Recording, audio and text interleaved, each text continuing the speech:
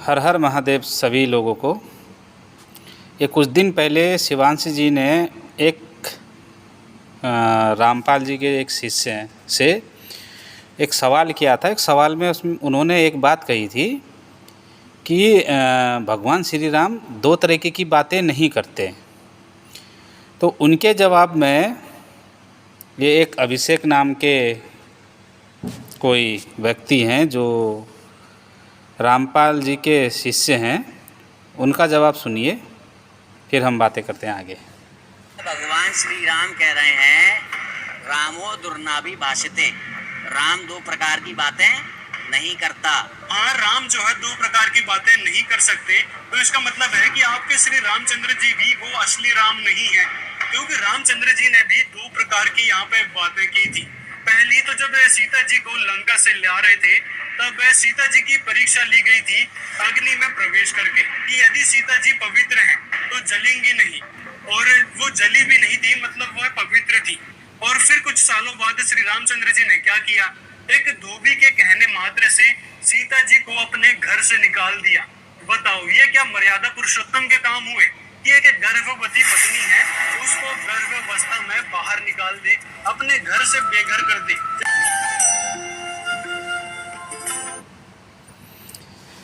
ठीक सुना। अभी ये हैं अभिषेक नाम के व्यक्ति जो रामपाल जी के शिष्य हैं।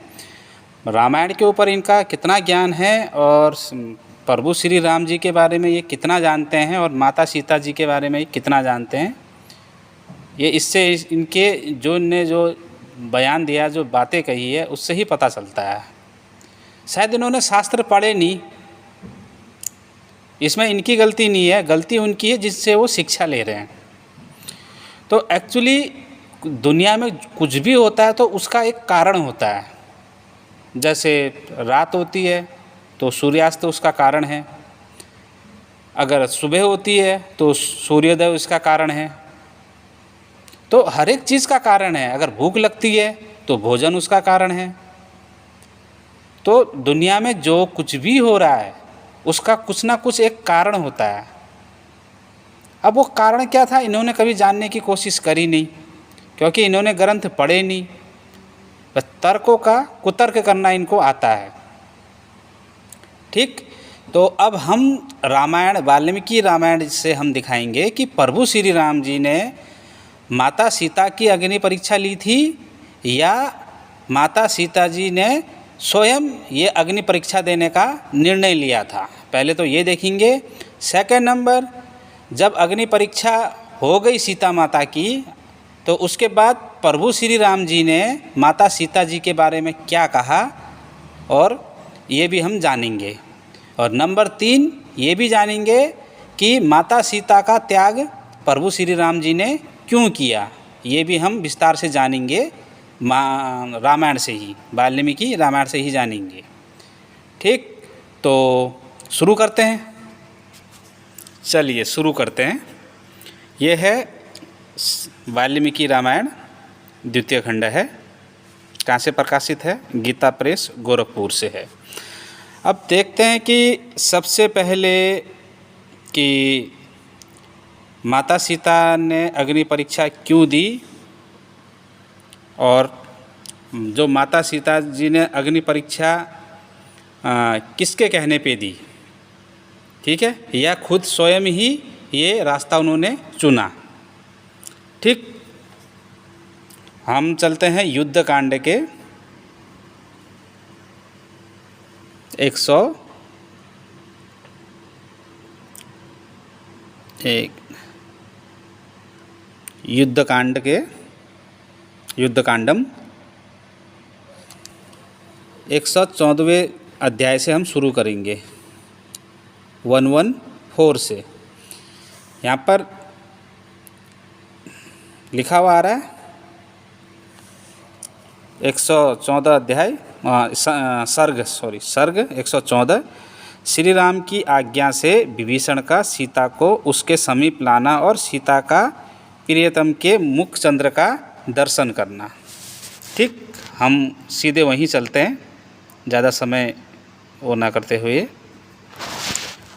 ये कौन सा 14वां सर्ग श्री राम जी की आज्ञा से विभीषण का सीता को उसके समीप लाना और सीता के प्रियतम के मुख का दर्शन करना। अब एक बात आती है कि भगवान श्री राम के मन में ये प्रश्न क्यों उठा। तो एक्चुअली यहाँ पर बात क्या होती है, तो हम यहाँ से 16वें श्लोक से शुरू करते हैं। भगवान श्री राम ध्यानस्थ थे, यह जानकर भी विभीषण उनके पास गए और उन्हें प्रणाम करके प्रसन्नतापूर्वक बोले, प्रभु सीता देवी आ गई है। फिर अगले श्लोक में बोला 17वें श्लोक में, राक्षस के घर में बहुत दिनों तक निवास करने के बाद आज सीता जी आई है। यह सोच उनके आगमन का समाचार सुनकर शत्रुसूदन श्री रघुनाथ जी को एक ही समय रोष, हर्ष और दुख प्राप्त हुआ। अब दुख प्राप्त क्यों हुआ? क्योंकि ये सवाल तो उठ गया ना कि राक्षस घर में बहुत दिनों तक रही। किसने कहा? विभीषण ने।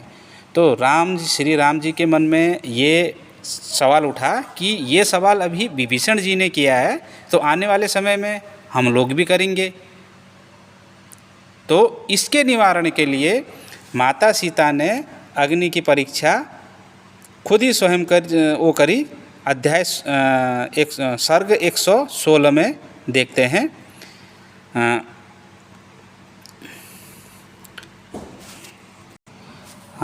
अध्याय इस सर्ग कितना 116। सीता का श्री राम को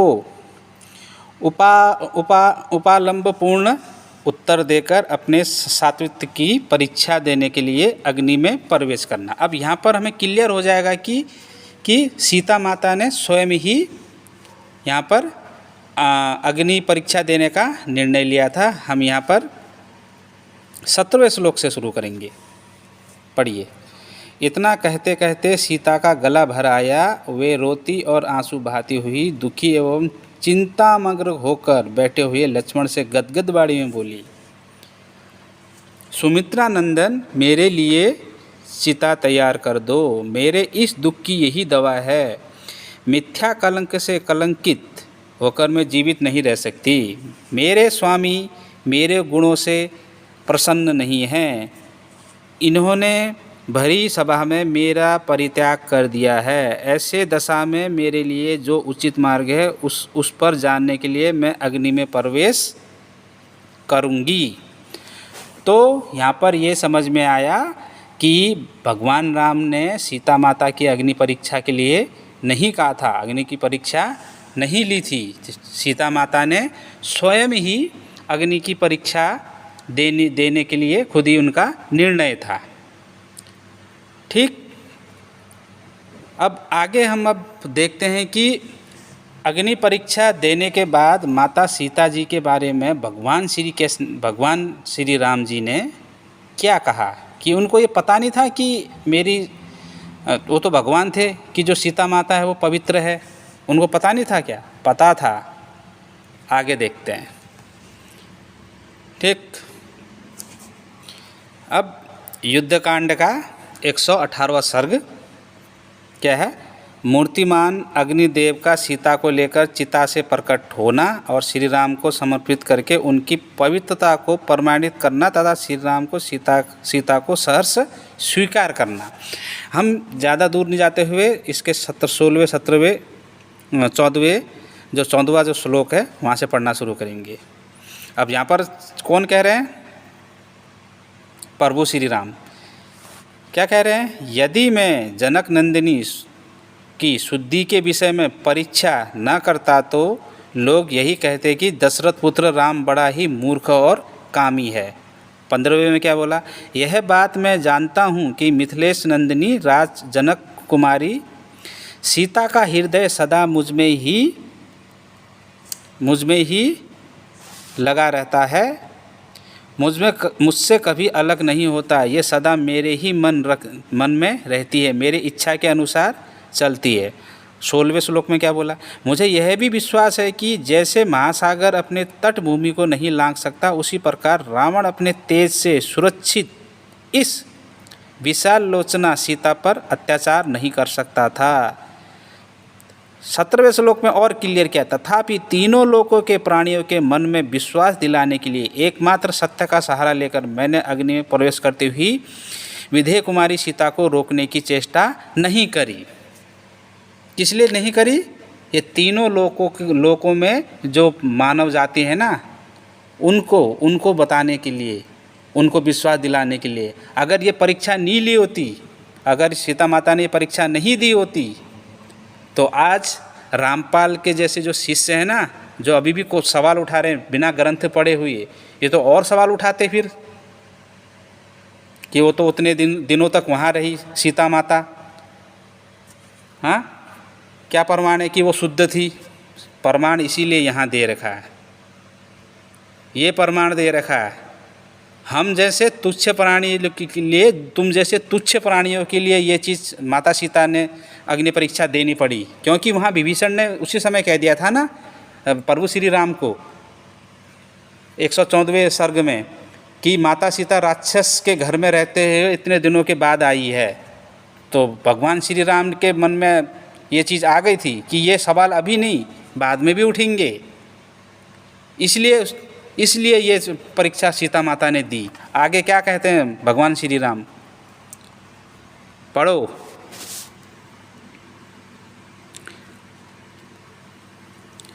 ठीक है, तो इतना तुम्हें समझ में आया क्या है? भगवान लोगों में सीता जी की पवित्रता का विश्वास दिलाने के लिए इनकी यह शुद्धि विषयक परीक्षा आवश्यक थी, क्योंकि शुभलक्षणा सीता को विवश होकर दीर्घकाल तक रावण के अंतपुर में रहना पड़ा था, विवश होके। ठीक, तो दोबारा ये क्वेश्चन अब ना करिएगा कि उनको अग्नि में उनको परीक्षा भगवान श्री राम जी ने क्यों कहा अग्नि परीक्षा देने के लिए, जबकि भगवान श्री राम जी ने अग्नि परीक्षा देने के लिए नहीं कहा था, उनको त्यागने की बात करी थी। वहाँ अग्नि परीक्षा देने की बात माता सीता ने खुद करी थी, वो उनका निर्णय था। और वो क्यों, और भगवान श्री राम जी ने क्यों चुप रहे वहाँ पर, और वहाँ पर अग्नि में प्रवेश करती हुई सीता माता को क्यों नहीं रोका? वो इसलिए नहीं रोका, तो उनको रोका क्योंकि उनको पता था कि मेरी जो सीता माता है, जो सीता जी हैं, वो पवित्र हैं, उनको कोई भी टच नहीं कर सकता। पर लोक लाज के लिए जो हम जैसे तुच्छ प्राणियों के लिए ये अग्नि परीक्षा देनी जरूरी थी, क्योंकि आने वाले समय में ये सवाल ज़रूर उठता, जैसे आजकल तुम लोग उठा रहे हो। जो राक्षस स्वभाव के लोग होते हैं ये प्रश्न उठाते हैं, जो सो उठा रहे हैं। ग्रंथ पढ़ने हैं नहीं इनने, कुछ पढ़ना है नहीं, कुतर्क करना है इनने, बस वो कुतर्क करवा लो। ठीक है, अभी तक हमने यहाँ ये देखा कि माता सीता को अग्नि परीक्षा के लिए प्रभु श्री राम जी ने नहीं कहा था, वो स्वयं ही सीता माता ने ये निर्णय लिया था। और प्रभु श्री राम को ये पता था कि ये पवित्र हैं, पर हम जैसे मानवों के लिए ये परीक्षा सीता माता को देनी पड़ी थी, वहाँ स्पष्ट लिखा हुआ है। अब अगला सवाल था अभिषेक जी का कि ये कौन से पुरुषोत्तम की बात हुई कि किसी गर्भवती महिला को जंगल में छोड़ देना, उसको त्याग देना, ये कैसी पुरुषोत्तम की बात हुई? ये तो दो तरह की बातें हो गई बोल रहे हैं ना, दो तरह की बातें नहीं हुई। हम देखते हैं कि माता सीता का त्याग भगवान श्री राम जी ने क्यों किया, क्या कारण था उसका? ठीक, देखते हैं। ये वाल्मीकि रामायण का उत्तरखंड का, जब लक्ष्मण जी माता सीता को जंगल में छोड़ने गए, तब वहाँ से यहाँ से 49वें सर्ग में लिखा है कि मुनि कुमारों से समाचार पाकर वाल्मीकि का सीता के पास आ जाना, उसे सांत्वना देना और उसके आश्रम में से लिवा के ले जाना। लक्ष्मण और सुमित्र की बातचीत 50वां सर्ग।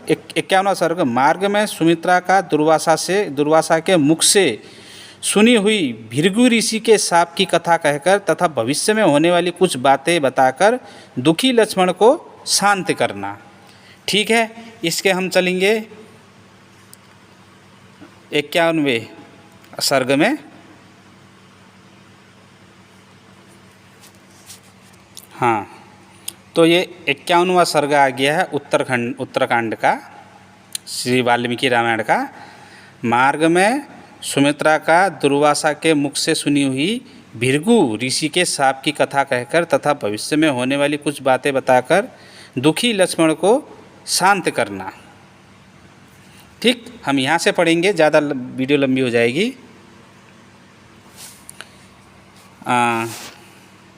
12वें श्लोक से पढ़िए। 12वें श्लोक से, राजन सुनिए, प्राचीन काल की बात है। एक बार देवासुर संग्राम में देवताओं से पीड़ित हुए दैत्यों ने महर्षि भृगु की पत्नी की शरण ली। भृगु पत्नी उस समय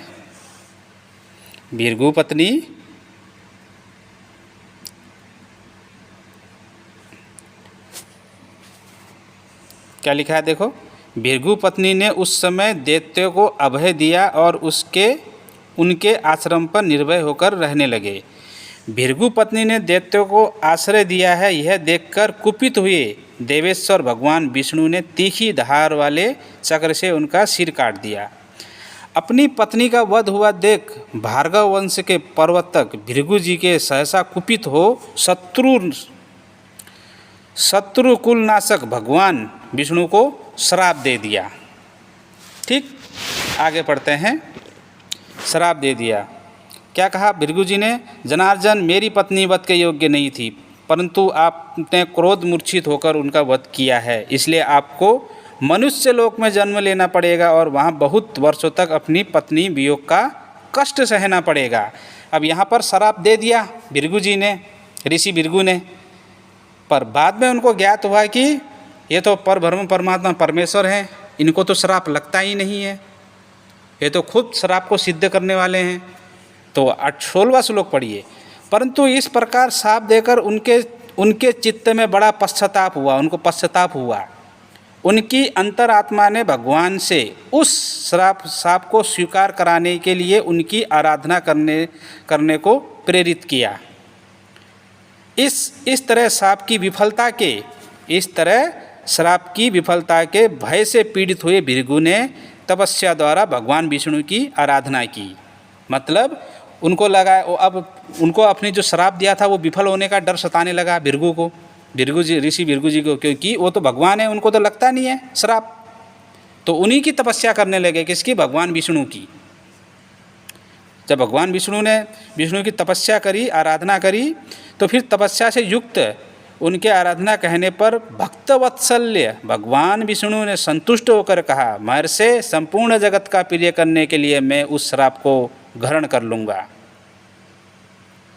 क्या कर लूँगा? तपस्या द्वारा उसके आराधना करने पर भक्तवत्सल भगवान विष्णु ने संतुष्ट होकर कहा, महर्षि मैं संपूर्ण जगत का प्रिय करने के लिए मैं उस श्राप को ग्रहण कर लूँगा। मतलब श्राप भी अपनी इच्छा से ग्रहण किया भगवान विष्णु, भगवान श्री राम जी ने। हमारे श्री राम जी हमारे भगवान श्री राम इसीलिए पुरुषोत्तम हैं कि अपने भक्त के लिए भी कष्ट सह लेते हैं, पर कष्ट तो उनके नाम पे है ही नहीं, पर अपने भक्त की हर एक इच्छा पूरी करते हैं। एक श्राप को भी ग्रहण कर लिया भगवान श्री राम ने, भगवान विष्णु ने। ये होती है, और ये मानव रूप में आ गए और अपना कभी ईश्वरीय शक्ति का प्रयोग कभी किया नहीं। पूरे मानव रूप में आने के बाद अपने भगवत शक्तियों का प्रयोग नहीं किया, इसीलिए उन्हें पुरुषोत्तम कहते हैं। इसीलिए पुरुषोत्तम मर्यादा कहते हैं। ये मर्यादा थी उनकी कि अपने भक्त को वचन दिया कि मैं तुम्हारा श्राप ग्रहण करूँगा और मैं मानव रूप में जाऊँगा मैं धरती पे। भगवान तो सर्वशक्तिमान है ना, उनको तो श्राप लगता नहीं। वो कह सकते थे ना मैं तुम्हारा श्राप ग्रहण नहीं करता हूँ, पर एक भक्त की पुकार पे उनके श्राप को सत्यता के लिए, सिद्धता के लिए ये श्राप उन्होंने अपनाया। तो फैक्ट बाय अभिषेक जो भी हैं आप पहले पढ़िए, ग्रंथों को पढ़िए, उसके बाद कुछ बोलिए। भगवान राम दो तरीके की बातें नहीं करते हैं, वो एक ही तरीके की बातें करते हैं। वो अपने, इसीलिए वो पुरुषोत्तम है, वो मर्यादा में रह के बात करते हैं। जो वचन दे दिया है उसको निभाना है। वो भगवान हैं, ईश्वर हैं। वो लीला थी एक, ये क्या थी? लीला। इसीलिए सीता माता का त्याग किया था। वो सीता माता को भी पता था ये होना है। सीता माता कौन? स्वयं श्री हरि जी की लक्ष्मी है ना। सीता माता को भी ये पता था ये हमारे साथ होना है, क्योंकि यहाँ कीड़ा करने आए थे, मृत्यु लोक में क्या है? लीला करने आए थे, रावण का उद्धार करने आए थे। अब रावण के बारे में जब हम बताएंगे तो बहुत लंबी वीडियो हो जाएगी, वो तुम्हारे सर के ऊपर से गुजरेगी वो बात, ठीक है। इसलिए कहता हूँ शास्त्रों का ज्ञान ले लो, तब जाके कुछ वीडियो बनाओ या किसी के बारे में कुछ कहो। तो यहाँ से हमने क्या जाना कि भगवान श्री राम ने सीता माता का त्याग इसलिए किया क्योंकि पूर्व काल में भगवान विष्णु ने, श्री हरि ने भृगु जी की पत्नी का वध क्रोधवश कर दिया था, क्योंकि भृगु जी की पत्नी ने राक्षसों को अपने वहाँ आश्रय दिया था। तो उससे कुपोषित होकर, क्रोधित होकर भृगु जी ने भगवान विष्णु को श्राप दिया कि तुम मानव रूप में जाओ धरती पे, और जैसे मैं अपनी पत्नी से वियोग में दूर हूँ, आप भी ऐसे ही रहो, वियोग में रहो। तो बाद में उनको जब ये तो क्रोधवश उनने श्राप तो दे दिया, भृगु जी ने क्रोधवश दे दिया, पर उनको बाद में ज्ञात हुआ कि ये तो परमात्मा है, इनको तो श्राप लगता ही नहीं है, और सारे श्रापों की सिद्धियाँ इन्हीं से पूर्ण होती है। तो अपनी श्राप की विफलता के लिए वो चिंता में रहने लगे। तो भगवान विष्णु ने उनको प्रेरणा दी कि तुम तपस्या करो, मेरी आराधना करो, मैं तुम्हारी श्राप ग्रहण कर लूँगा। तो उन्होंने विष्णु भगवान की आराधना करी, उनकी तपस्या करी। तब विष्णु भगवान स्वयं आके भृगु जी से कहा कि मैं आपके श्राप को ग्रहण करता हूँ और मैं मृत्युलोक में जाऊँगा। ये हमने आपको ग्रंथों से दिखा दिया। तो दोबारा ये मत कहना अब कि माता सीता का त्याग क्यों किया, माता सीता को अग्नि परीक्षा के लिए क्यों कहा, ये सवाल अब मत उठाना।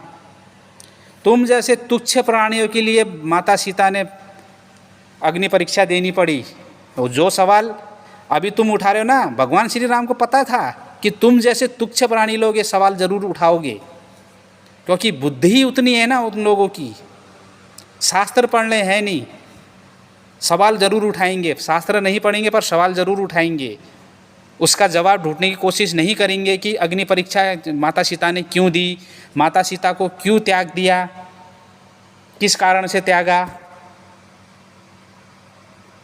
तो ये जानने की कभी कोशिश करी रामपाल के शिष्यों?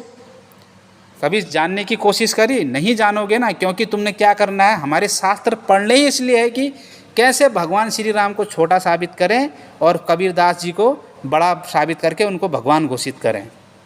7 पुश्तें तुम्हारी निकल जाएगी, तुम कबीरदास को कभी भगवान घोषित कर ही नहीं सकते, उनको साबित कर ही नहीं सकते। ठीक है, आज की वीडियो के लिए इतना ही। सभी को हर हर महादेव।